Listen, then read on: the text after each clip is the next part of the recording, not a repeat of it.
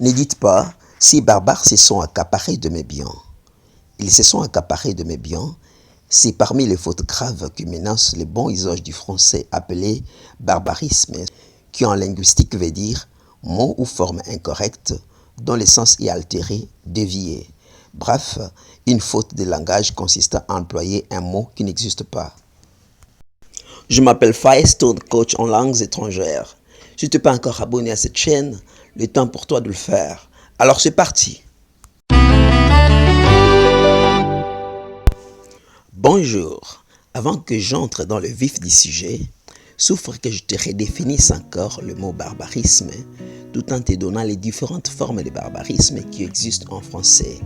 Car je suis persuadé que cela t'aidera à faire l'autodiagnostic, comprendre à quel niveau tu commets ce genre de faute et qu'est-ce que tu dois faire pour y remédier. Qu'est-ce qu'un barbarisme ? Un barbarisme est une faute qui affecte le lexique par l'emploi de mots dont la forme est altérée ou ne respecte pas la norme en usage dans la pratique d'une langue. D'où l'on peut parler de barbarisme lexical et de barbarisme grammatical. Dans la phrase « Ces barbares se sont accaparés de mes biens », il y a un barbarisme là-dedans. Mais ce barbarisme, c'est à quel niveau ? Au niveau lexical ou au niveau grammatical? Cette question vaut la peine d'être répondue avec plus de clarté possible. Car si tu n'arrives pas à faire l'autodiagnostic de tes discours pour déterminer le type de barbarisme que tu commets le plus souvent, des conséquences, tu ne sauras pas comment pouvoir orienter tes énergies afin d'éviter cet horrible piège du français parlé ou écrit appelé barbarisme. Ces voleurs se sont accaparés de mes biens, c'est un barbarisme grammatical. Alors ne dites pas, ils se sont accaparés de mes biens.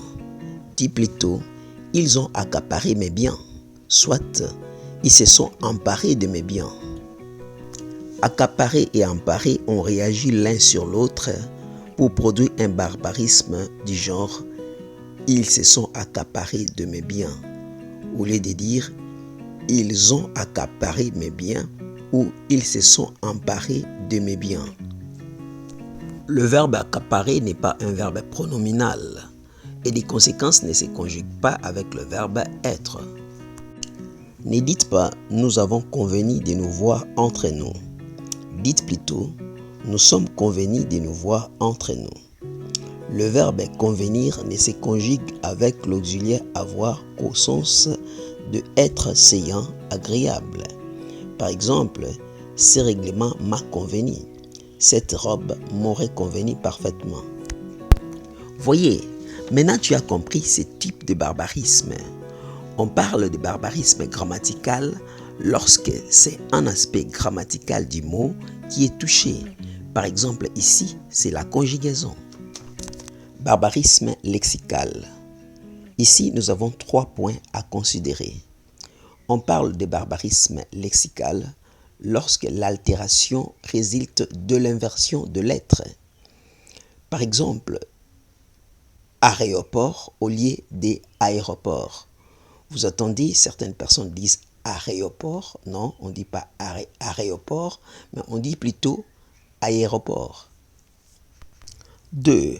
On parle de barbarisme lexical aussi lorsque l'altération résulte de l'ajout de lettres.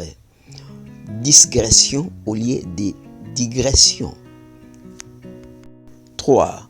On parle de barbarisme lexical lorsque l'altération résulte d'une analogie endue avec un autre mot. Tête d'oreiller au lieu de tête d'oreiller. En conclusion, lorsque tu apprends un nouveau mot, tu dois veiller à ces 3 choses. 1. Sa forme, son orthographe, comment on l'écrit. Veillez à ne pas inverser les lettres, à ne pas ajouter de lettres qui n'existent pas. 2. Son sens. Pour comprendre le sens d'un mot, on doit l'étudier dans son contexte. Évitez d'étudier les mots de manière isolée. Merci aux professeurs de français qui jusqu'à aujourd'hui continuent d'enseigner les textes. C'est vraiment important.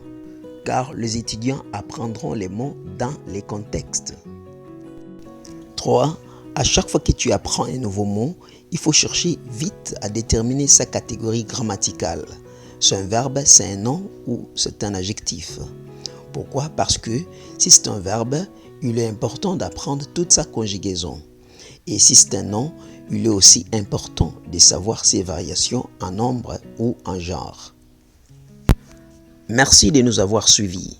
Pour que cette chaîne grandisse, veuillez aimer et partager la vidéo à celles et ceux qui en ont réellement besoin. Ciao!